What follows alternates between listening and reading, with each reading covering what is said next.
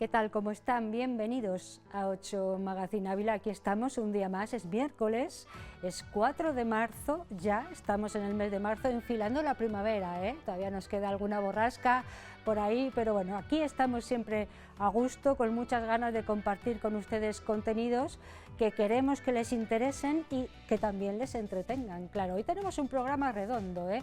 Vamos a salir de aquí, ¡buah!, mucho más descargados porque tenemos un programa bien redondo y ahora lo van a ver. Les voy a decir lo que conformará el final de nuestro 8 Magazine Ávila de hoy. Música en directo. Nos gusta muchísimo, tendremos al grupo Caramelo Raro, es un grupo de Salamanca aunque hay componentes abulenses y estarán aquí para hablarnos de su proyecto y para hacer una actuación en riguroso directo aquí en este plató de 8 Magazine Ávila, así que nos encanta. Ese es el final, pero hay más cosas. También hoy nos ocuparemos de nuestra nutrición con Rosana Rabadán. Hablaremos de los lácteos, su etiquetado, las intolerancias y los sustitutos, por ejemplo, de bebidas vegetales. Y tendremos consulta psicológica con Chelo Díaz. Vamos a profundizar en el fenómeno TERIAM desde la psicología. Y para terminar de estar bien, nos iremos al fisio. Aarón García nos propone hoy hablar de las consecuencias de una inmovilización por una rotura o una enfermedad y nos dará consejos para una buena recuperación.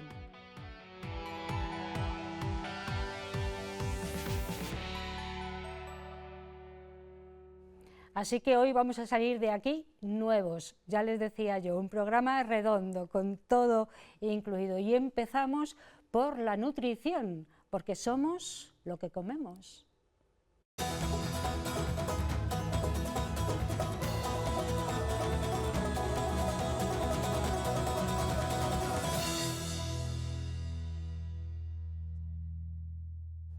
Bueno, que siempre lo dejamos ahí un poco en interrogante. Rosana Rabadán es nutricionista, nos acompaña periódicamente, nos enseña muchísimo a comer mejor y a estar mejor, por lo tanto, porque eso es importante. Rosana, buenas noches. Hola, buenas noches. Y siempre hemos dicho, ¿somos lo que comemos o hay algún matiz? Bueno, había algún matiz, pero yo espero que después de todos estos programas realmente ya seamos lo que comemos, pero bien. Esperemos que sí. Y hoy nos vamos a centrar en los lácteos. Sí. Lo veíamos en el sumario que hacemos. Es muy importante conocer de qué estamos hablando cuando hablamos de lácteos, así en general, y sobre todo de saber identificar en el etiquetado los componentes, ¿no? Sí, otro tema más en el etiquetado como venimos haciendo, vamos a hablar de los lácteos porque llegamos al súper y el lineal del lácteos es enorme, o sea, ocupa un pasillo entero, sí. Y hay multitud de ellos, nos encontramos muchísimas cosas, entonces vamos a intentar identificar, interpretar un poco ese etiquetado y saber un poco más lo que compramos, porque es verdad que cuando llegan a consulta los pacientes, ahí con los yogures, que si natural, que si cero, que si bio, que si proteína, bueno, pues siempre da que si el dudas. griego, que si el no sé qué. Exacto, vale. Entonces hay mil historias que contar. Claro, y es más, hay algunas intolerancias que luego podemos hablar de ellas, pero primero centrarnos en de qué estamos hablando cuando hablamos de lácteos. Y entonces Rosana Rabadán ha traído su pizarra magnética, que nos gusta mucho. Es como mágica. Con la pizarra para que quede todo bien identificado y bien claro. Y entonces vamos a empezar con los yogures, que tema también, porque parece que yogur es todo y luego no lo es todo lo que cuentan. Un yogur simplemente es leche y fermentos lácticos, no tiene nada más. Así lo dice el reglamento, con unos fermentos específicos. Si lleva otros, no voy a decir palabrejas, porque además en el etiquetado suele poner fermentos lácticos, no nos metemos en palabras, ¿vale? Pero si no lleva estos específicos ya no se va a poder llamar yogur, por lo tanto puede ser como en el caso de los bifidus. Ajá. Si vemos en el propio envase ya no pone yogur, pone bifidus, proteico, probióticos y demás, ¿vale? Porque y ese no es leche y fermentos lácticos. Este es leche, pero lleva otro tipo de fermentos. Vale. Lleva los bifidobacterias tan conocidos para lo de ir al baño y esas cosas que nos anuncian en la tele. Intestinal, tal. Eso, tanto uno como otro nos ayudan realmente a ir a la tele, pero esto parece que el color verde en los anuncios con Coronado diciéndonos que vayamos al baño llama mucho más la atención. Vale. Entonces tenemos esos dos tipos de yogures, digamos, ¿vale? Si nosotros vemos en los ingredientes y en el valor nutricional, en la tablita, van a venir que tienen un poquito de azúcar. Y decimos, ¿cómo puede ser si pone yogur natural? ¿Vale? Pues ese azúcar es el propio de la leche, tanto uno como otro, de la lactosa de la leche, que luego vamos a hablar con ello, por eso nos viene bien saberlo, es propio y tendrá unos 4 o 5 gramos, un yogur natural, ¿vale? Si viene más, ya va a ser otra cosa, no un yogur natural, ya va a venir yogur, sí, vale, azúcar añadido, y van a ser estos postres lácteos, ya no se van a llamar yogur como tal, ¿vale? Estos yogures tipo griego, tipo los vasitos estos de leche bebibles y todos esos ya llevan otras cosas, porque llevan leche, llevan azúcar, pueden llevar nata, pueden llevar espesantes, ¿vale? Y ya no son yogures, son postres lácteos. Y estos sí que van a tener ya más azúcar. Fíjate, duplican. Vale. Bueno, sí, triplican, casi, ¿vale? Hay mucha diferencia. Entonces, este siempre va a ser azúcar propio, un yogur natural, pero estos van a llevar yogur, o sea, azúcar añadido. Una pregunta, si son yogures de esos que se incorporan frutas o trocitos de o tal, sí, ¿dónde los metemos? Pues son otro tipo, ¿vale? Porque tenemos los yogures desnatados, que es verdad que traen menos grasa, pero van a traer o más azúcar o más edulcorante. Van a compensar un poco, porque si no sería algo muy insípido. Si no tiene grasa, no tiene azúcar, no sabe absolutamente para nada. Entonces suelen ser altos en azúcar. Aunque ponga edulcorante, que puede poner sin azúcar añadido, pero lleva edulcorante porque no sabe dulce. ¿Vale? Vale. De estos no lo hay natural sin azúcar. Vale. Los de frutas, como decías tú, pues suelen ser yogures con algo de azúcar y además meter trocitos de fruta o jarabes o algún preparado así de fruta como triturado o muy poquita fruta. Casi que te sale mejor un yogur natural con tu propia fruta, ¿no? Vale. Y así por lo menos comes más fruta de calidad. Luego están los bio, que simplemente la leche es de origen ecológica, no trae más. Puede ser un yogur natural. Y luego los que ahora están muy de moda, los proteicos, ¿vale? Si nos fijamos en el lineal, todos son colores. Está el rojo y negro de la proteína para masa muscular, los rositas para adelgazar, como los desnatados.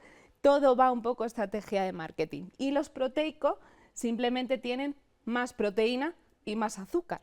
Pero ya comemos mucha cantidad de proteína en nuestra alimentación como para determinar que tenemos que comprar un yogur proteico.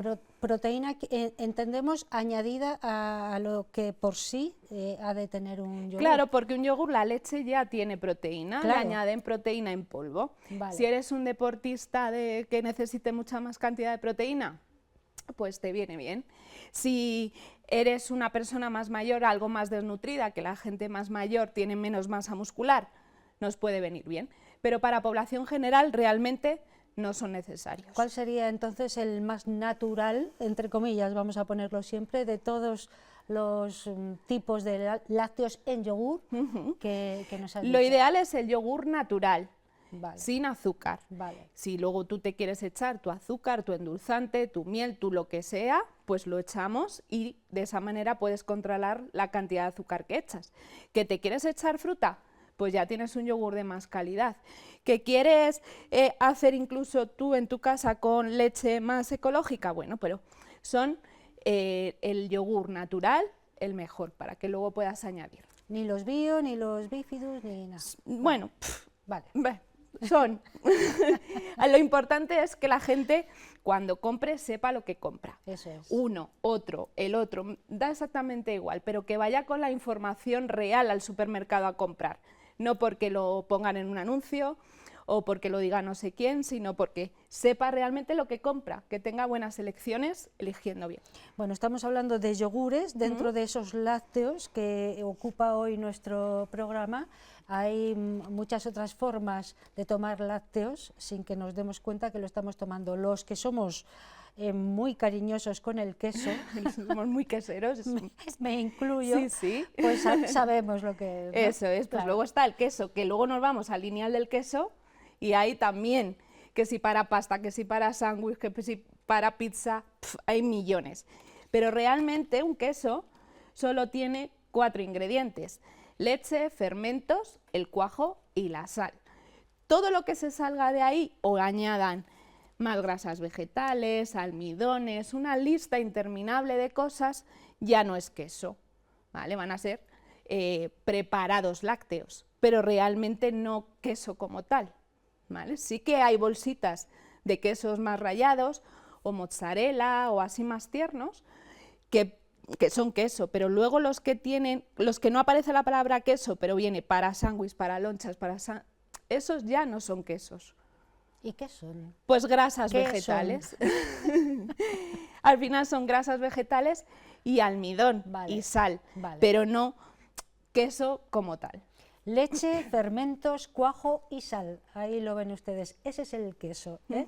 Puede tener más, ser más fuerte de sabor, ser más cremoso, tener más. Si es más tierno tiene más leche, si es más curado tiene menos. De vaca, de oveja, de cabra, también son diferentes. Pero queso es queso. Vale. Yo les digo a los que puedan ver el programa que cuando vayan a línea se fijen en esas bolsas o en esos lonchas de quesos que hay y que se fijen a ver si realmente vienen esos ingredientes o vienen otros y que ya no son quesos. Vale, ¿algún producto más dentro de los lácteos o pasamos a las intolerancias, que cada vez hay más, por cierto? Sí, efectivamente, vamos a la leche. Lo primero que tenemos que decir, lo más importante, es que no hay ningún alimento imprescindible. Aquí lo necesario siempre van a ser los nutrientes. Tenemos mucha manía, digamos, en que hay que tomar mucha leche por el calcio, o los lácteos por el calcio. Pero el calcio se puede sacar de otros alimentos también importantes, como pueden ser frutos secos, verduras de hojas verdes, semillas, ¿vale? No solamente el calcio está en la leche. Entonces, no pasa nada si o bien no queremos tomar leche porque no la digerimos, o por ética, bueno, veganos y demás, que no quieran tomar esas proteínas de los lácteos, pero el calcio lo podemos sacar de otras fuentes, ¿vale? Y además es verdad que cada vez hay más intolerancias a la leche. Nos inflaman, pues bien, por esa intolerancia a la lactosa, también sensibilidad, he visto aquí, a la caseína, alergia a la proteína de la leche. No es lo mismo intolerancia que alergia. Eso es. La alergia es cuando nuestro sistema inmunológico sale del ataque a la defensiva porque está reconociendo un patógeno. En ese caso suelen ser las proteínas de la leche, la caseína. O los bebés, por ejemplo, hay mucha alergia a la proteína de la leche de vaca cuando son pequeños. Entonces, no es lo mismo que intolerancia. En la intolerancia lo que no vamos a tolerar, lo que no vamos a absorber bien, es el azúcar de la leche, eso que decíamos que traía que lleva per se. Vale. Eso es. Los humanos lo que hacemos es que al tomar lácteo, tomar leche o tomar lactosa, mejor dicho, producimos una enzima que va a romper ese azúcar y va a hacer que la absorbamos mejor. La lactasa. La lactasa, efectivamente. Vale. Entonces, cuando somos intolerantes no estamos produciendo esa lactasa, no estamos produciendo esa enzima que rompe esa lactosa y por lo tanto pasa al intestino sin digerirse y produce esas diarreas, malestar, hinchazón gases, ¿vale?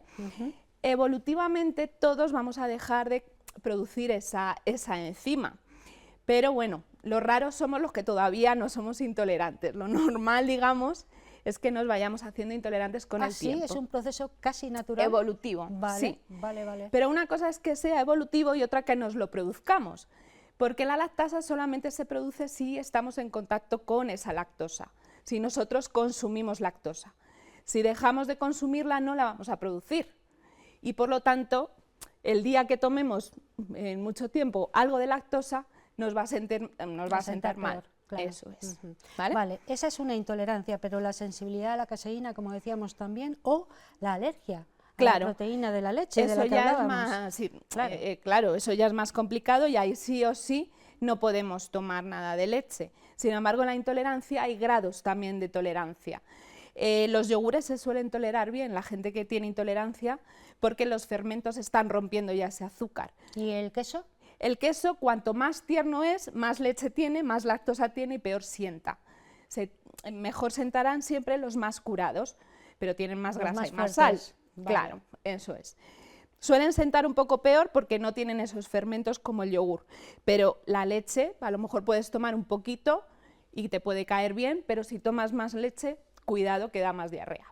Vale, y a raíz de ahí han aparecido preparados que no es leche de soja, no es leche de maíz o de cualquier Sí. otra semilla, Sí.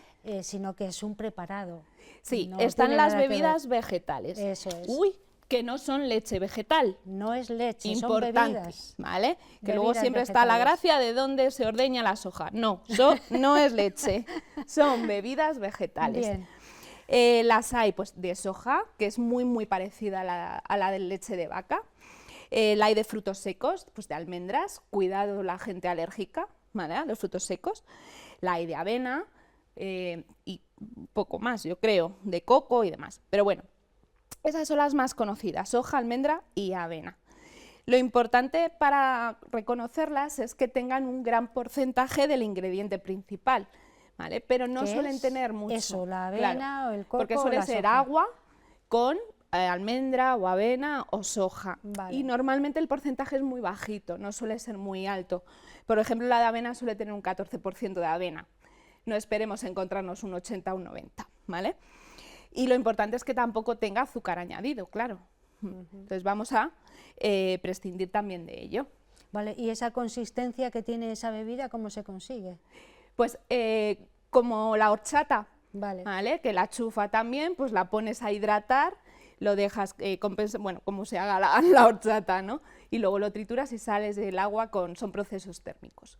Bueno, entonces, cuidado con todo lo que acabamos de decir, a aquellos intolerantes a la leche, cuidado también con el queso, porque Sí. entiendo que el de vaca esto tiene más leche, entiendo, ¿no?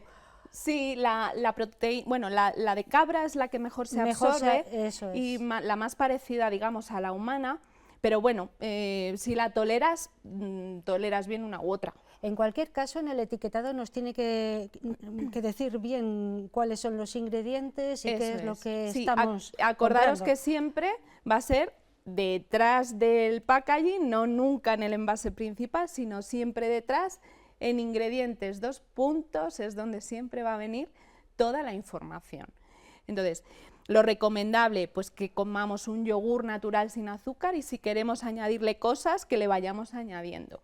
Porque de esa manera podemos controlar y además estamos comprando algo que sabemos lo que es. El desnatado, vale, tiene menos grasa, pero va a aportar más azúcar o más edulcorante. Con fruta, pues al final 4 trocitos de kiwi que te vienen en el yogur, pues será mejor coger y echarte tú un kiwi entero. Sí. O incluso con cereales o con frutos secos, que también lo hay, con cosas, pero nunca suelen ser yogur natural, porque es muy ácido. Vale. Y cuidado también con el queso. Queso solo es el que lleva leche, fermentos, cuajo y sal. Eso es. Lo otro no es queso. Lo otro no es queso. Vale. No. Incluso hay quesos de lonchas para sándwich, pero no pone para sándwich, pone pues tipo el Edam o el Abarty, quesos específicos donde sí que te vienen esos ingredientes, pero luego ya no vienen más cosas. Cuando veamos hay un mejunje de ingredientes, dudamos siempre. Muy bien, y terminamos con esas bebidas vegetales que mucha gente se está incorporando a ellas precisamente por esas intolerancias o porque le sienta mal la leche. O porque le pesada, guste. O porque le guste. Eso es, que Pero también pueden incluirlo. Importante que no tengan azúcar añadido. Sí, que no traigan azúcares añadidos y que el porcentaje que viene del alimento principal, soja, almendra o avena, sea lo más alto posible. Bueno, pues aquí lo dejamos, muy interesante, seguiríamos hablando de leche, de lácteos, de queso, que es tan rico, ¿eh? pero el queso auténtico. Bueno, todo esto nos lo ha estado contando Rosana Rabadán, es nuestra nutricionista, nos ayuda a comer mejor y por lo tanto a sentirnos mucho mejor también. A tener salud sobre Eso todo. Es.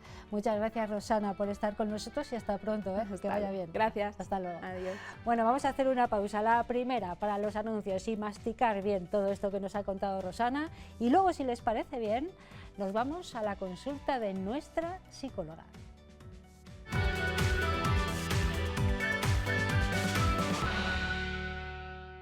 Ya estamos aquí de vuelta después de los anuncios, hemos hablado de comer bien, de la nutrición, en este caso de lácteos, y ahora nos vamos, ya se lo decía, a la consulta de la psicóloga, de nuestra psicóloga de cabecera. Este es el arte de sanar.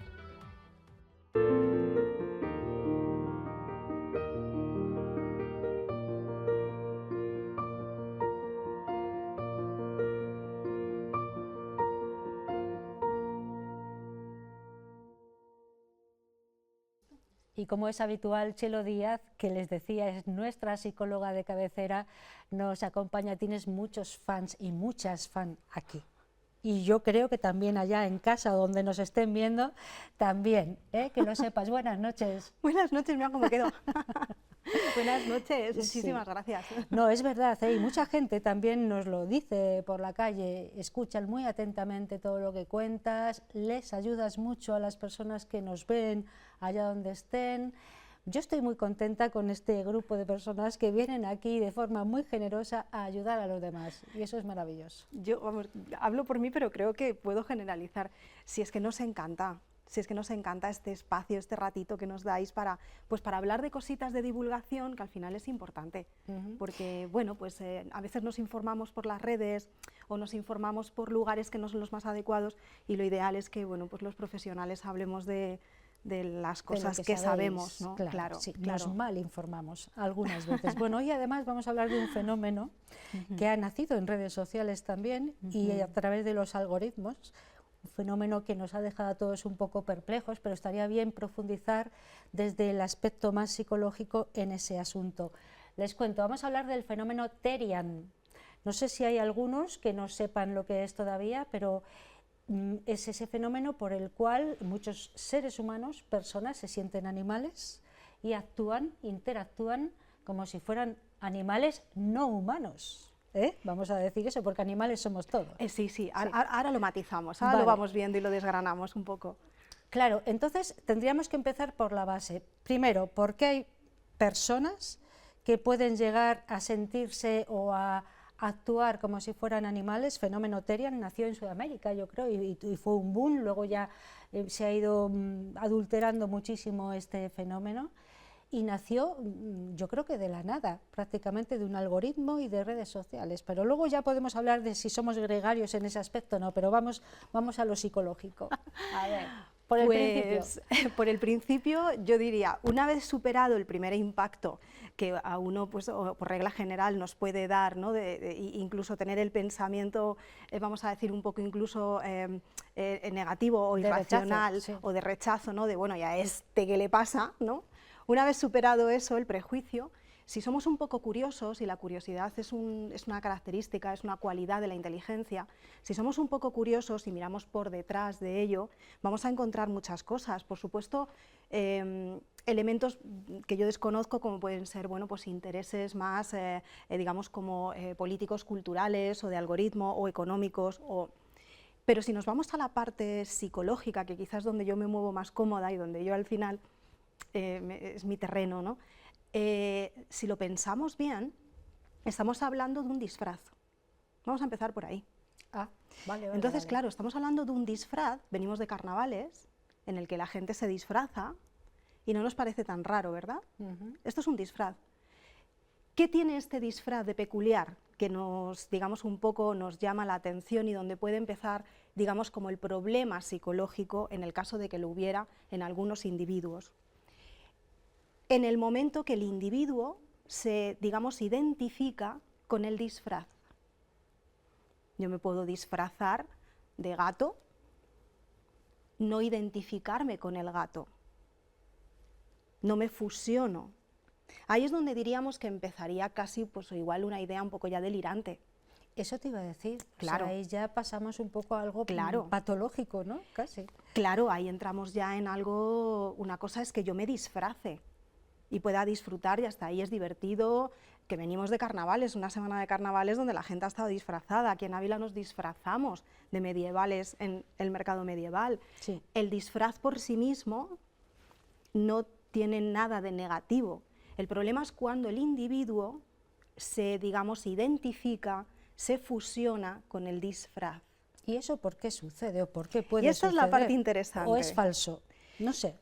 Pues mira, yo he estado explorando un poco porque realmente da mucha curiosidad, ¿no? Y entonces tenemos desde individuos que son absolutamente conscientes, ¿no?, de que son personas, no se identifican, no están fusionados con el personaje, pero tienen como este juego en el que les gusta jugar a, digamos, meterse en ese rol. Vale, hasta ahí, pues bueno, nos puede parecer un juego más o menos histriónico. Histriónico viene de histrión, viene de teatro. Personalidades, pues esto un poco más histriónicas, ¿no?, que en un momento dado pues, les puede gustar o mostrarse. También nos encontramos la contraria. Personas, porque ahora vamos a ver un poco qué le está pasando a esa persona o qué le puede estar pasando, porque es verdad que todavía estamos viendo un poco, ¿no?, estos movimientos. Sí, ha surgido como de manera muy rápida y muy abstracta, digamos, desde ámbitos muy poco conocidos, y según hablabas me estaba acordando de los juegos de rol, también les pasaba. Efectivamente. Era algo similar y había gente que se convertía en el personaje del juego de rol y ahí generaba cualquier tipo de conflicto, hasta matanzas, ¿no?, si era necesario. Ese ya es un delirio, claro. Efectivamente. O sea, cuando tú un juego determinado, digamos un poco, te fusionas con ello, o sea, ya no hay un límite entre lo real y el juego o lo ficticio, en este caso el juego es el disfraz. Es que empecemos por ahí, esto es un disfraz. Y luego además nos toca con una parte antropológica que es, no es exactamente una tribu urbana, pero lo vamos a entender mejor así. El efecto Tierán no es una tribu como tal, pero yo me acuerdo en mi juventud que éramos unas cuantas tribus urbanas. Sí, sí. Y pues igual pertenecíamos, yo en concreto estaba en una de ellas. Yo en otra. No sé no voy a decir el pasado. Luego lo hablamos. Luego lo hablamos, ¿no? En cual, que imaginen los espectadores, ¿no?, vale, dónde nos encuadrarían a cada una. Igual se sorprenderían igual. Y no nos encajan bien. Pero había tribus urbanas. ¿De qué estamos hablando? Estamos hablando de un elemento de pertenencia. Lo que se ve un poco es que hay una necesidad de pertenencia detrás. Claro, la pertenencia no deja de ser una necesidad, como el ser humano es un primate, un poco primate, y somos un animal social. La pertenencia es muy importante. Y nos encontramos que hay como estructuras de personalidad, hay una necesidad de pertenencia. Es curioso porque este fenómeno se da sobre todo en adolescentes, jóvenes adolescentes, que es un momento de mucha vulnerabilidad, donde necesitamos mucha pertenencia. Estás empezando a buscar tu camino, claro. Y hay un vacío, algo pasa con la identidad, con el yo. Hay una falta de identidad. Y entonces estos, digamos, eventos o estas situaciones o estos movimientos les facilitan, es una moda, les facilitan identidad, pertenencia y un juego. La mayoría de ellos, no olvidemos que tienen clarísimo que no son un gato, un perro, A mí, explorando todo esto, me venía una novela muy famosa, El clan del oso cavernario, puede ser que es antigua, pero buenísima, que ya nos toca con la base antropológica del ser humano, de la identificación con un animal como manera de absorber su poder de la naturaleza, como algo espiritual, como... Siempre hemos estado ligados y están somos todas las animales. culturas. Somos animales. Hemos ido evolucionando de una manera diferente a la de otras especies animales, claro. Sí. No es tan raro, ¿verdad? Y luego lo llamativo, o sea, quiere decir que esto viene de todas las culturas. La identificación con el animal. Yo, por ejemplo, a veces trabajo en consulta, tenemos a veces animales, ¿no?, sobre todo quienes trabajan con niños, ¿no? Oye, ¿y ese enfado qué animal sería? ¿O qué animal te representaría? ¿O con qué animal, si esto que tú sientes...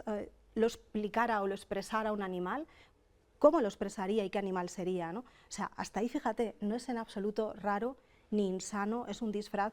El problema puede empezar cuando la persona se fusiona con, digamos, el juego. ¿Y eso por qué pasaría? Porque ya la persona tiene una predisposición a lo mejor al delirio, como decíamos. Efectivamente, ¿no? Sí, una falta de distinguir entre la realidad y la no realidad, o una base, ¿no?, en el apego, en ese vacío existencial, en ese no saber quién soy, no tener, digamos, como una estructura de personalidad más o menos definida, ¿no? Esto está pasando en muchísimos jóvenes.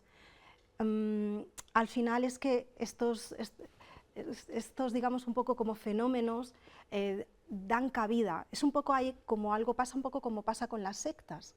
No es que el fenómeno sea una secta, no nos confundamos. Bueno, me refiero a la estructura, de momento que sepamos. Podría. De momento, sí, claro. Lo que sabemos es que la estructura de personalidad que entran en este tipo de juegos, en este tipo de cuestiones, ¿no? Así se nos puede ir de las manos. Son las mismas estructuras de personalidad que nos encontramos también en las sectas, en los que entran, no los que mandan, esos son otros, los que entran, ¿no? Porque la pertenencia, pues... Por lo tanto, este fenómeno Therian del que hablamos y del que está hablando la gente en la calle, que se ha creado de manera prácticamente artificial, es un algoritmo y redes sociales, y bueno, pero todo el mundo ha hablado de ello, todo el mundo está hablando de ello y todo el mundo de alguna manera o de otra conoce, y si no ya se lo decimos, es esto, sentirse un animal y actuar como tal. Es un fenómeno que crece sobre todo entre la gente joven, pero por ese sentido de gregarismo, vuelvo a decir, de identificación con los suyos, con los afines en este caso, ¿sí? ¿Y eso nos salva de alguna manera en esa etapa de la vida o no? Pertenencia, pertenencia e identidad. Entonces desde ahí el juego, porque yo lo quiero llamar un juego, vale. Yo lo quiero llamar un juego porque es que es un disfraz y la mayoría de ellos son muy conscientes de que estoy jugando y esto es un disfraz. Que el juego nos puede parecer más o menos peculiar, esto, o muy histriónico, ¿no?, muy llamativo, pues esto indiscutiblemente, ¿no? Porque cuando tú juegas a este personaje, siendo consciente de que eres un ser humano, juegas este personaje, haces cosas que podrían llamar la atención, incluso hasta pueden poner en riesgo tu salud, ¿no? Como, no sé, olfatear el suelo y comer hierba, entiéndeme. Por piedras. O sea, claro, claro, o sea, hay cosas que... Pero no deja de ser un juego. El peligro, y donde quizás sí que empieza a ser un problema, es cuando la persona ya no distingue. Hay algún caso por ahí que hemos visto de personas que se identifican muy patológicamente con animales, lo hemos visto sobre todo en tatuajes, yo he estado buscando, explorando un poco, ¿no? Personas que, bueno, pues en manos, no sé exactamente de qué tipo de médicos pueden permitir esto, ¿no? A través de cirugía, ¿no?, han cogido aspecto de determinado animal en concreto, dientes, con prótesis, nariz, con tatuajes. Ahí hablamos probablemente de algún tipo de trastorno donde ya el personaje, el juego, me ha absorbido. Entonces, más allá de que nos llame la atención, no deja de ser un juego siempre que la persona tenga clarísimo que no es un gato, un perro o un oso. Y luego hay un elemento curioso que me llama la atención y que esto toca con el, digamos, un poco como con el animal de poder, ¿no? Con qué animal te identificas, ¿no? Es curioso porque todos los animales que eligen son animales o bien que provocan ternura o ganas de cuidarlos, ¿no?, como un gatito, un perrito, ¿no? En principio, a no ser que seas un poco psicópata, te apetece cuidarlo. O animales fuertes, potentes, ¿no?, como puede ser un oso, un león, ¿sí? No cogen animales de los que llamaríamos repugnantes, ¿no? Es como no se identifican o no quieren, con lo cual también nos habla pues casi como el clan del oso cavernario, ¿no? Esa identificación con un animal que nos acerca como juego a la naturaleza al final, ¿no? Bueno, para terminar, Chelo, estamos hablando con Chelo Díaz, nuestra psicóloga. Hoy en la consulta de psicología hablamos del fenómeno Therian. Seguramente que han oído hablar ustedes de él y si no, busquen por ahí, ya verán cómo se sorprenden, como nos hemos sorprendido todos. Para terminar, algunos consejos. Si tenemos hijos en edad adolescente o que de alguna manera estén coqueteando con este fenómeno, bueno, cómo hacer un seguimiento o ver si esto es una cosa natural y sana o se está yendo de las manos. ¿Qué hacer? Pues yo creo que es que aunque el chaval o la chavala o el joven o el adolescente no se dé cuenta a lo mejor de que pasa determinadas líneas, que también es verdad que es poco habitual. Es poco habitual. Es muy poco habitual, porque ahí es que estamos hablando de que esta persona está despegando de la realidad, Sí. o sea, está entrando en algo delirante. Si tú en un momento dado, aunque seas una mamá, un papá, ¿no? que te puede sorprender más o menos que tu hijo o tu hija le apetezca salir a la calle vestido de gatito y haciendo cosas de gatito, hombre, normal que te pongas un poquito en alerta, porque el juego es pero que insisto, que no es tan raro cuando salimos a la calle disfrazados de... Sí, o sea, es un Lo que disfraz. pasa es que se ha hecho una noticia de casi de la nada, sí, o de a ver, algo es que es noticiable porque es una, digamos, como una manada, que es lo que está llamando la atención, son las quedadas, que son como quedadas de manada. Claro, es como, bueno, el juego, vamos a ver si se nos va de las manos o no se nos va de las manos. De momento es un juego, no deja de ser un juego. Pero, hombre, yo entiendo que lo que hay que vigilar es que tu hijo o tu hija en un momento dado no despegue de la realidad en ningún aspecto, ya no solamente en este. O sea, que tu hijo o tu hija esté en la realidad y tenga claro que esto es un juego de rol, un juego de disfraces, un juego. Claro, es que tiene una concordancia tremenda con los juegos de rol, que ahora, bueno, están menos activos a lo mejor, pero que en una época... Pero se lleva menos, pero en una época fueron moda absoluta y se cometieron crímenes. Hubo quien, porcentajes, pero porque ya había muy probablemente... pequeños, efectivamente, claro, no porque tú es una juegues... persona que ya tiene una disociación, ¿no? Claro, es como si yo me he visto en un carnaval de Joker. Exacto. Y juego en el carnaval a ser Joker, a que yo me vaya por la noche a matar gente, porque soy Joker. Claro, entonces, bueno, yo creo que esa línea, ¿no?, entre el juego, que nos puede parecer más o menos raro ¿sí?, o llamativo, y sigue siendo un juego con que de pronto esa persona despegue de la realidad. O sea, hay cosas muy delirantes, hay trastornos muy psiquiátricos, ¿no? Como, no sé, si mi hijo me pide que le saque a la calle con correa a hacer un pipí porque soy un perrito que hago guau guau, pues a lo mejor me tengo que preocupar un poquito. Un poquito, sí. Un poquito. Bueno, hoy hemos estado hablando del fenómeno Terian con Chelo Díaz, es un asunto bien interesante, muy actual. Además, Chelo nos ha dejado un poco tranquilos, no es más que un juego, es un disfraz, pero cuidado, cuidado con cómo evolucionan las cosas. Lo sabemos. Muchísimas gracias, Chelo, por estar aquí, que vaya todo muy bien. Un placer. Nos vemos pronto. Nos vemos muy pronto. Hasta luego. Adiós. Vamos a hacer una pausa, la segunda de este 8 Magazine Ávila tan saludable, porque después nos vamos al fisio.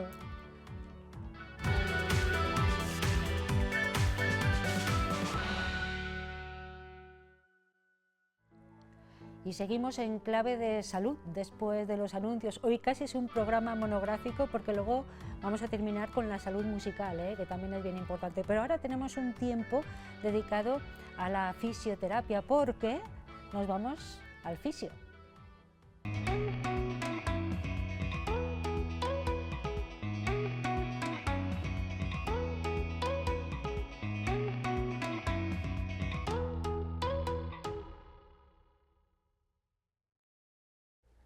Sí, nos vamos al fisio o el fisio viene a nosotros. Qué privilegiados somos, Tenemos aquí a Aarón García, que como es habitual nos acompaña más o menos una vez al mes. Buenas noches, Aarón. Buenas noches, Ana. ¿Qué tal? ¿Estamos así haciendo ejercicio de esto? Pues genial, siempre hay que tener un poco de movimiento para mantenernos corporal, bien. ¿verdad? Mover un poco, percibir nuestro cuerpo, ¿no? Eso es, sí. Darnos cuenta de las partes de nuestro cuerpo. Eso es sí, una parte muy importante que además del tema de hoy también tiene algo que ver, que luego hablaremos de ello.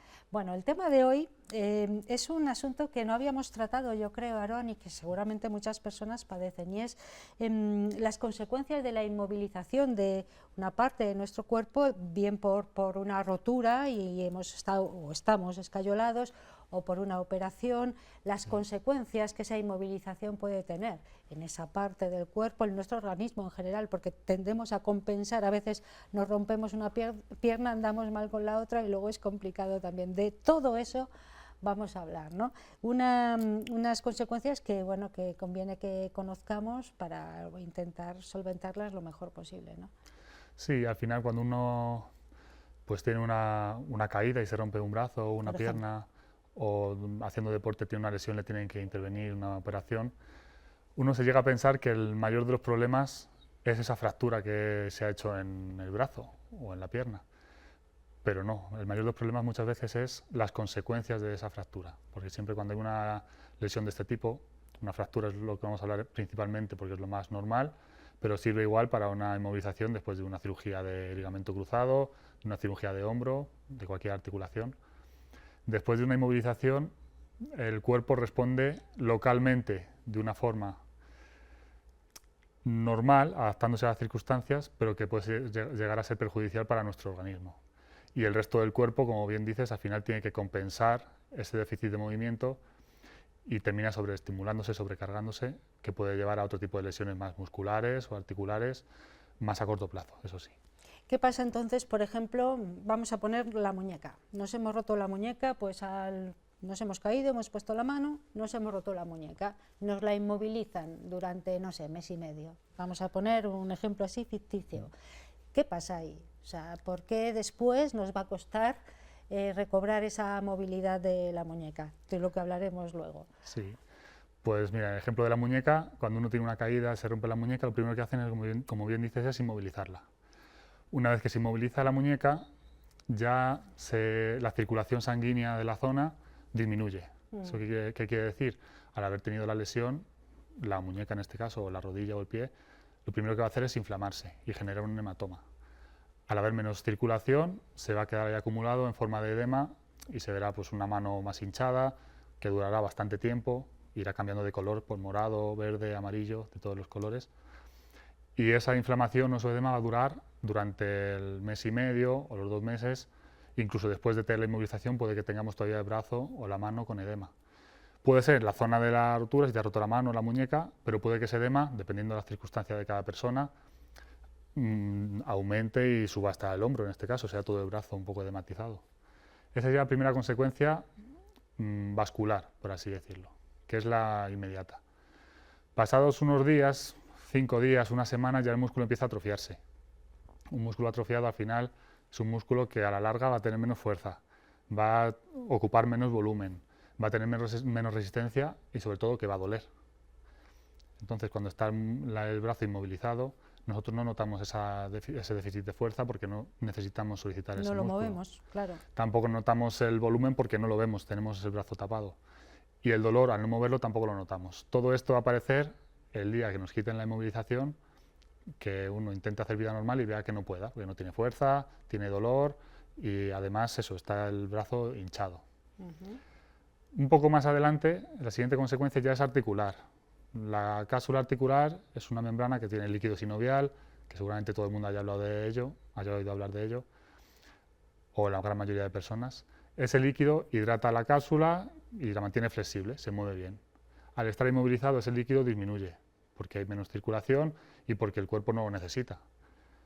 Cuando se quita la inmovilización, intentamos mover la muñeca, en este caso, la rigidez aumenta porque hay menos líquido. Es como si estuviéramos engrasando una máquina. Si hay menos aceite o menos grasa, va a costar que se mueva. Entonces va a ser más rígido y vamos a tener menos amplitud de movimiento. Vale. Y luego, por último, penúltimo, mejor dicho, está el tema óseo. El hueso está roto, tiene que regenerarse. Este es el único punto en el que sí que es conveniente que esté inmovilizado, pero no hay que olvidarnos, que creo que hemos hablado en otras ocasiones de ello, que el hueso necesita esa carga o ese impacto para estar fuerte, para evitar la osteoporosis o la osteopenia, que ya hemos hablado de ello.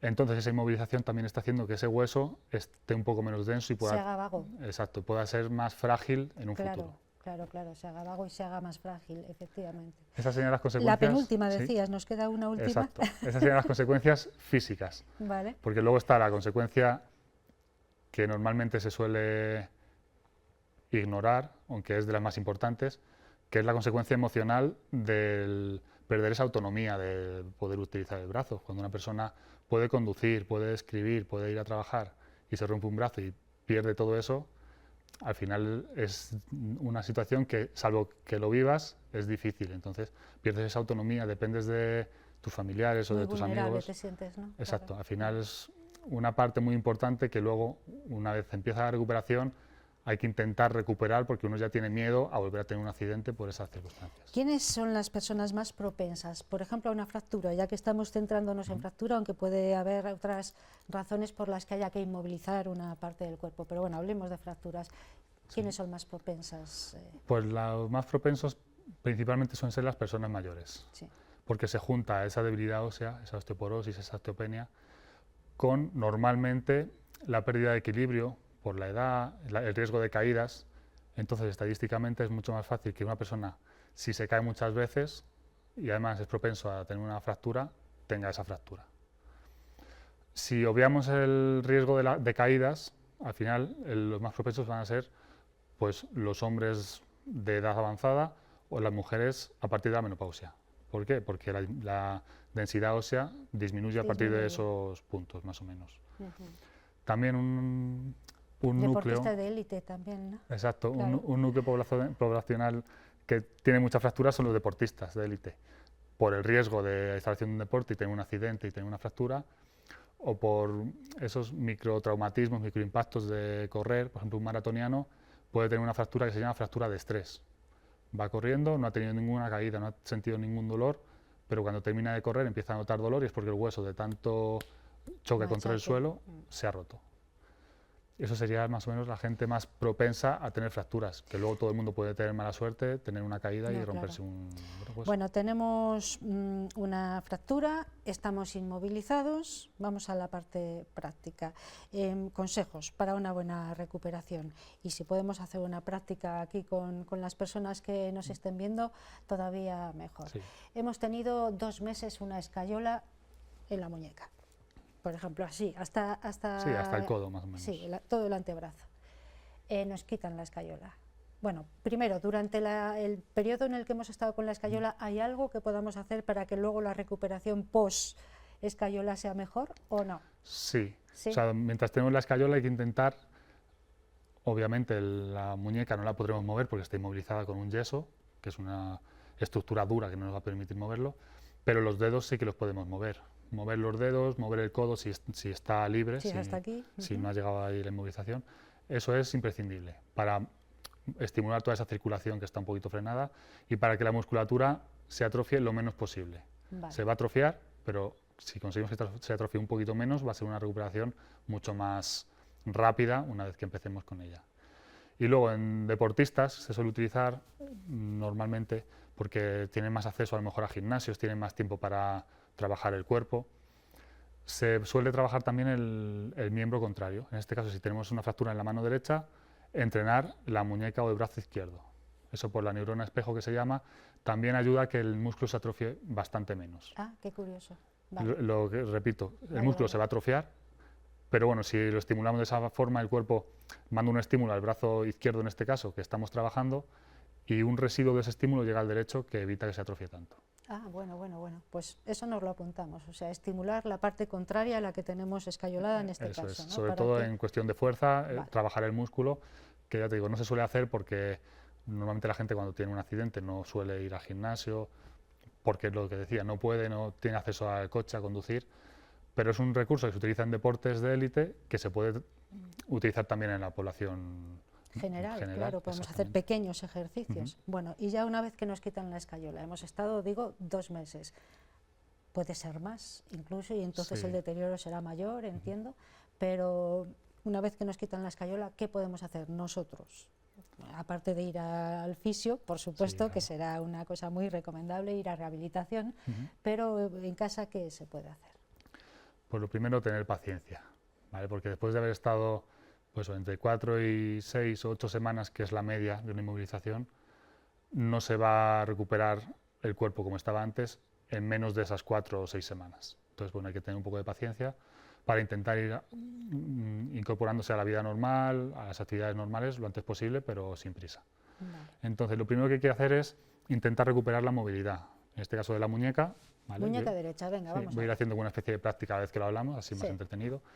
Lo primero, mover la muñeca para arriba, para abajo, despacito. Es mucho más importante hacer a lo largo del día muchas repeticiones lentas, sin llegar a tener dolor, para que se estimule la producción de líquido sinovial que hablábamos, mucho más importante que intentar moverlo fuerte, intentar forzar mucho. Eso no tiene mucho sentido. Pues lo que va a hacer es que el cuerpo provoque dolor y se ponga a la defensiva y genere más rigidez, ¿vale? Entonces, mover arriba y abajo, hacer círculos en un sentido, en el otro sentido. Esto ya digo, a lo largo del día habría que hacerlo todas las veces que se pueda. También como si saludáramos. Como el rey. Como el rey, efectivamente. Y luego poner la mano hacia arriba, hacia abajo, girar un poco ahí la muñeca también. Esto sería la fase más temprana, la primera fase, que es intentar ganar la movilidad de la muñeca. En este momento pues estaríamos con la mano, la muñeca inflamada, tendríamos todavía dolor, a lo mejor nos costaría incluso mover un poco los dedos. El siguiente punto ya sería contraer un poco la musculatura. Para ello sí que podemos apretar una pelota, por ejemplo, apretar nuestra mano. Esta de goma. Sí, sí, o las manos, sin nada, vale. simplemente apretar, aguantar unos segundos, relajar, apretar unos segundos, relajar. También si cogemos una pelota, pues apretar la pelota y relajar, ¿vale? Abrir los dedos, todo lo que podamos, mover la muñeca para abajo, para arriba, con los dedos abiertos, con los dedos cerrados. Esto es una lista de ejercicios bastante amplia, que bueno, se puede hacer en una sesión en casa de media hora o una hora, pero lo importante es hacerlo a lo largo del día. Estar constantemente con la muñeca en la cabeza, moviéndola, acordarte de que tienes que hacer algo con la muñeca. El siguiente punto, ya que hemos ganado movilidad y empezado a contraer el músculo, ya es ganar fuerza. Para ganar fuerza hace falta un poco de resistencia. Puede ser con una goma elástica, con una pesa o con nuestra otra mano, que para eso la tenemos también, ¿vale? ¿Y cómo lo hacemos? Entonces, para trabajar esta mano derecha, con la mano izquierda vamos a ponerla en nuestra palma de nuestra mano y vamos a intentar empujar contra ella. Ahí, empujamos, ya estamos trabajando la fuerza de los flexores de muñeca, ¿vale? Igual, empujamos, relajamos. Podemos hacerlo unas 5 veces, 10 veces.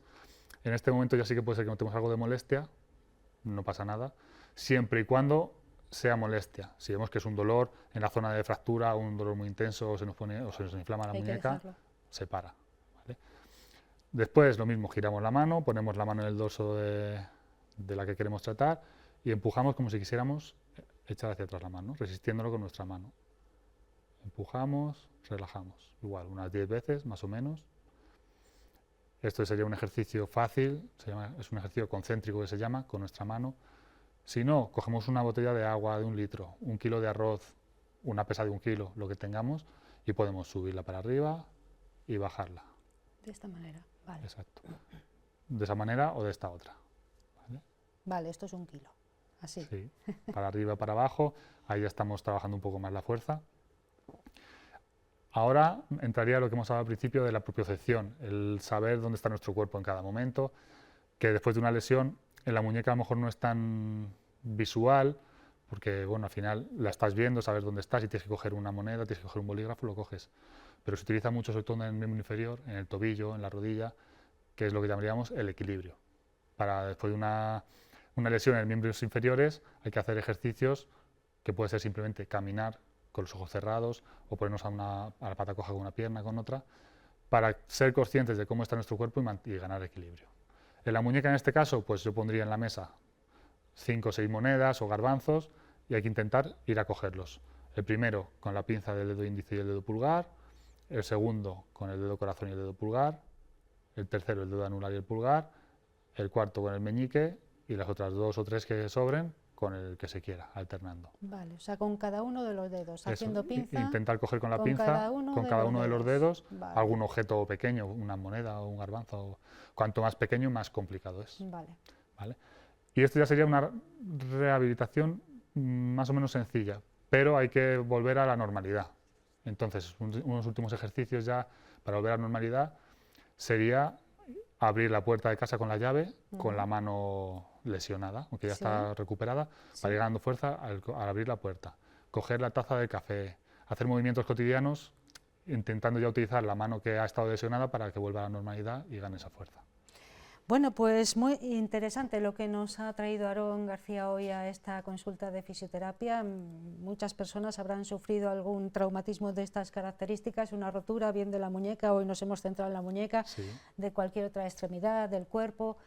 o por una operación, hemos tenido una inmovilización y las consecuencias, bueno, son complejas y luego hay una rehabilitación que hay que hacer con profesionales, por supuesto, pero en casa podemos aportar algo. Exacto, al final la rehabilitación será pues, una hora más o menos del día o una hora cada 2 días que te den la rehabilitación, pero el resto de horas del día la mano sigue estando lesionada, hay que seguir trabajando y seguir utilizando. Bueno, y me quedo con eso de la parte contraria, que es como un espejo, ¿no? Y que puede ayudarnos a perder menos fortaleza, un poquito menos fortaleza en los músculos de la parte que tenemos afectada. Eso me parece interesante. Sí, se suele utilizar eso en inmovilizaciones, pero mismamente cuando uno tiene un dolor en un tobillo, pues si tienes que entrenar y entrenas la otra pierna, en lo que se te recupera ese dolor, también te sirve para mantenerte. Aarón García, ya saben ustedes que nos espera, su consulta está pues en la zona sur, frente a la Plaza de Toros, está abierta a todos aquellos que lo necesiten y nosotros desde luego estamos encantados de encontrarnos con Aarón más o menos una vez al mes para que nos cuente cosas y para saber estar un poquito mejor, cuidar nuestro cuerpo, ser conscientes de él, eso me parece importante, ¿no? Sí, o sea, es lo más importante para recuperarse y para no lesionarse sobre todo. Aarón, muchísimas gracias por estar con nosotros, que vaya muy bien, nos encontramos pronto. Nada, gracias. Gracias. Bueno, vamos a hacer la última pausa para los anuncios y recomponemos esta sala porque vamos a tener aquí a músicos en plató que van además a interpretar su música en riguroso directo, se llaman Caramelo Raro, luego se lo cuento.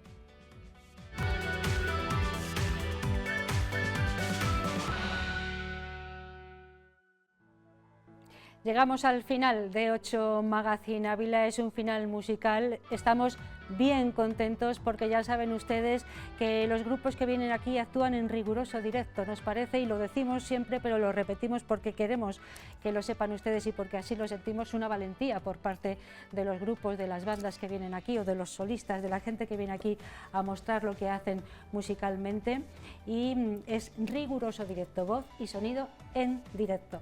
Así que vamos a dar paso a Caramelo Raro, es un grupo de Salamanca, han venido 2 de sus miembros, aunque son 5 en realidad, es una banda que ya lleva un tiempo trabajando, que ha cosechado ya muchos éxitos, algunos en Vive Radio, porque fueron finalistas de Vive Estival, ahora nos lo contarán. Tenemos, como les digo, a 2 de los miembros de Caramelo Raro aquí, uno de ellos es abulense, se llama Diego Pindado. Buenas noches, Diego. Buenas noches, Ana. Le conocemos ya también por otras formaciones, pero bueno, la música es lo que tiene, ¿no? Que si, una vez que está dentro no puede uno parar, ¿no? Claro, al final se toca con todo con el que puedes.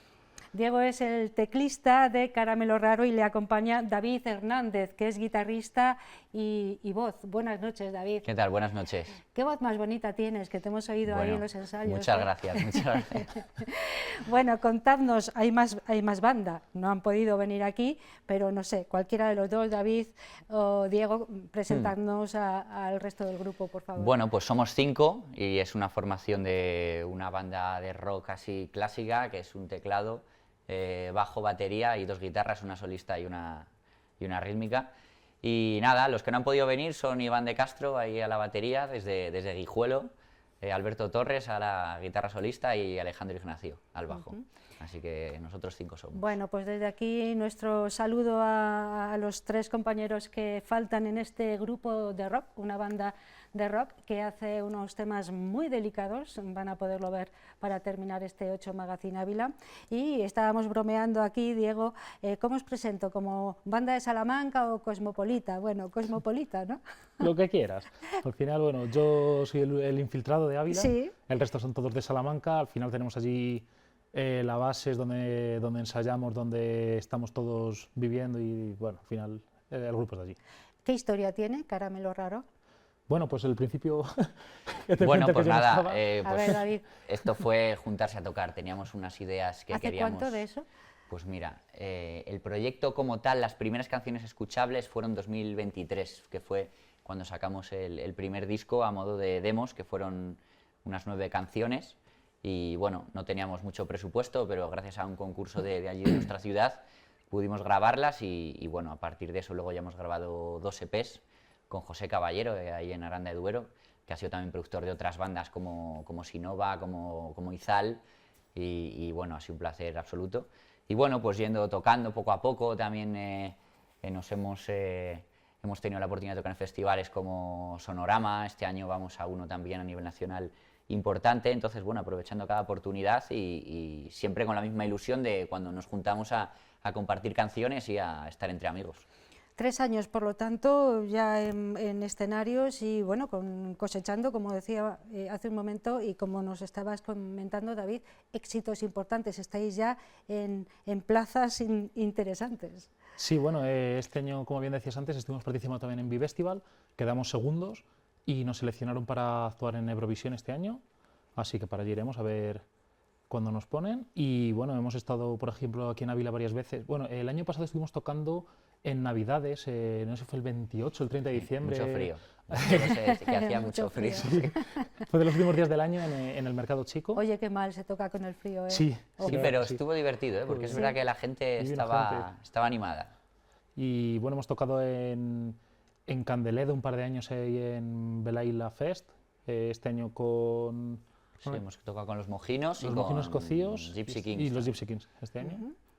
Bueno, o sea que estáis ahí, bueno, en una lista de grupos, de bandas interesantes, haciendo rock fundamentalmente. No sé si sois de etiquetar la música o bueno, que la música fluya y ya está. David, cuenta. Bueno, es que ¿sabes qué pasa? Que ya llega un momento que la creatividad va más rápido que la nomenclatura, ¿no? Entonces hay veces que se acaban las etiquetas. Ahora hay una tendencia a llamar indie, para mí en teoría mal llamado, porque para mí el indie es una manera de hacer música más que un estilo. Pero bueno, indie rock, si quieres ponerlo en ese cajón tan amplio que caben bandas muy diferentes, pues estaríamos ahí en una especie de indie rock. Claro, con las etiquetas musicales pasa lo mismo que con las borrascas, ya se acaban un poco los nombres, ¿no? Pero ahí estáis haciendo trabajos muy interesantes, no sé quién compone las canciones que forman parte del repertorio, porque como bien dices, tenéis 2 EPs, creo que vais a interpretar para terminar una canción que forma parte del último EP, pero también hay un LP anterior, ¿no? Sí, hay un LP, bueno, se lo hicieron antes de que estuviera yo todavía en la banda, ahí más antiguo, y luego están 2 EPs más recientes, y ahora estamos empezando a componer para sacar otro LP, otro disco largo. Un LP. Y bueno, no sabemos todavía la fecha a la que podremos, porque bueno, vamos por la mitad todavía de componer. O sea que estáis ahí intercalando. Sí, pero es una cosa de entre todos, básicamente, o sea... La siempre, composición, entre todos. Sí, o sea, siempre la idea fundamental de la cual se parte la base de la canción la puede traer uno, pero desde que esa idea la trabajamos hasta el producto final, metemos todos mano, cambiamos cosas, estudiamos referencias, estudiamos que sí, que no, la métrica, la lírica de todo. Entonces, ¿quién compone? Pues es un poco un conjunto, al final. Oye, qué difícil y qué bien tenéis que estar ensamblados los 5, para conseguir eso, que no es fácil. Sí, bueno, luego al final supongo que como en todas las bandas, cada uno aporta más, por ejemplo David aporta más, por ejemplo, en el plano de las letras o yo, por ejemplo, de armonías, pues el batería siempre se le ocurre alguna forma más rítmica de hacer algo, o algún parón, al final entre cada uno va tirándolo un poco a su terreno y entre todos es como es el producto final. Muy bien, entonces lo próximo es sacar ese LP, que todavía no tenéis fecha, estáis trabajando en ello. Lo próximo, bueno, te diré, la canción que vamos a tocar hoy, falta por sacar un videoclip, que hemos sacado los 5 los 5 temas de este nuevo EP van con videoclip. Hemos sacado de momento 4 y hemos dejado reservado el último, porque luego los 5 se podrán ver de continuo en YouTube y es una especie de película corto. Qué bueno. O sea, tienen continuidad los 5. Entonces, nos falta por sacar, hemos dejado esto porque es el del medio, para que no cuadren todavía las piezas. Y en un futuro cuando... Además, buen material hecho por una productora que es Asvenire Films, que es bueno, Adrián Egea como director, Sandra Formager a la dirección de fotografía, gente muy profesional que ha hecho videoclips pues, para Alejandro Sanz, no sé, Rosalía, para Macaco ¿no? también, para Rosalía, han hecho cosas, ¿no? Entonces, bueno, ha sido un auténtico placer contar entonces ahí en el top. Casi, con ese equipo. Sí, sí, muy bien. O sea que estáis, lo próximo es un videoclip de la canción que vais a interpretar ahora, ¿he entendido bien? Sí, sacaremos el videoclip, intentaremos unirlo con nuevas fechas porque estamos ahora preparando la gira de presentación de este disco, lo hemos acabado de sacar en Spotify en enero, entonces al final no hemos tocado todavía en directo más que una vez el disco entero, que ha sido un concierto que hicimos ahí en Salamanca de presentación. Y ahora queremos hacer la gira por toda España de presentación del disco. Vale, y ya para terminar, Caramelo Raro, ¿por qué? ¿Y cuál es la próxima actuación? 2 preguntas rápidas. Bueno, pues mira, la próxima actuación es el 2 de mayo en Cáceres, en el Centro Histórico, en el Corral de las Cigüeñas, un sitio súper mítico que nos tratan siempre genial y que la verdad que siempre hemos ido allí, la gente nos recibe con los brazos abiertos. Y bueno, Caramelo Raro es un ítem, es un objeto que te encontrabas en unos videojuegos, que era Pokémon. Pokémon. Que, bueno, todos los hemos jugado y al final, bueno, queríamos un nombre diferente, así que llamara un poco la atención. Sí. Y como también era un objeto que te hacía ilusión encontrártelo, porque subías un nivel a un Pokémon ahí sin tener que entrenarlo, pues bueno, pues nos quedamos con ese nombre. Pues aquí les tenemos Caramelo Raro en formato reducido, son 5 los miembros de esta banda, pero tenemos a 2 de ellos, Diego Pindado, el teclista, David Hernández, que es vocalista y guitarra. Nos van a interpretar una canción preciosa, la hemos podido escuchar en un pequeño ensayo que han tenido aquí, se llama De otra manera, el disco me parece, y la canción Efecto Llamada, o al revés. Al revés. Efecto Llamada es el EP. Sí. Eso es. Y De otra manera la canción con la que vamos a poner el punto y final, un punto y final magnífico, una guinda del pastel, yo creo que muy buena, a este 8 Magazine Ávila de hoy y de esta semana. Les dejo en las mejores manos, en las de Caramelo Raro, todo junto, Caramelo Raro.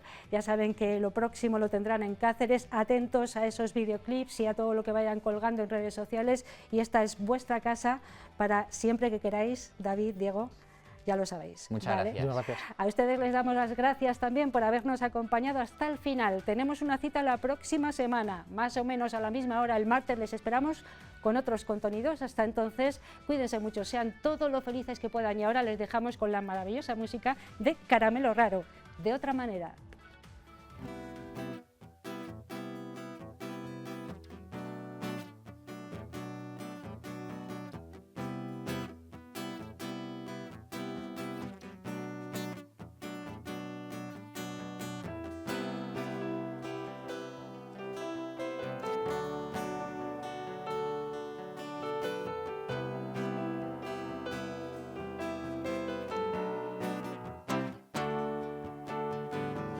Ahora que aún el sol no ha despertado y el cielo brilla solo la mitad, ahora que nadie estaba equivocado,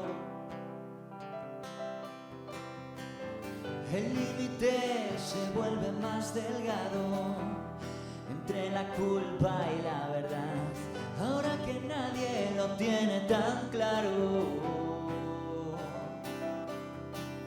Tengo otra forma de mirar, gracias a ir varios pasos por detrás, y aunque me encuentre algo que me haga cambiar, voy a seguir aquí. Por más veces que caiga, por más veces que duela, por mirar al abismo y lanzarnos sin cuerda. Si me explota en la cara por mirarlo de cerca, ¿será que yo no sé vivir de otra manera? ¿Será que yo no sé vivir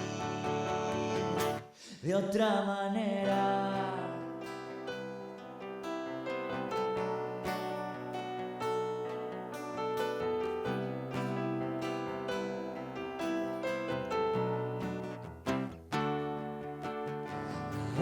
Es más fácil decir que todo hubiera ido bien si lo hubiera intentado.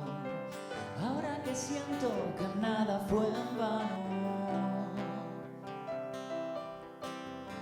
no voy a darme la vuelta si oigo un disparo. Siempre es el ruido quien crece si me paro. Tengo otra forma de mirar, gracias a ir varios pasos por detrás, y aunque me encuentre algo que me haga cambiar, voy a seguir aquí.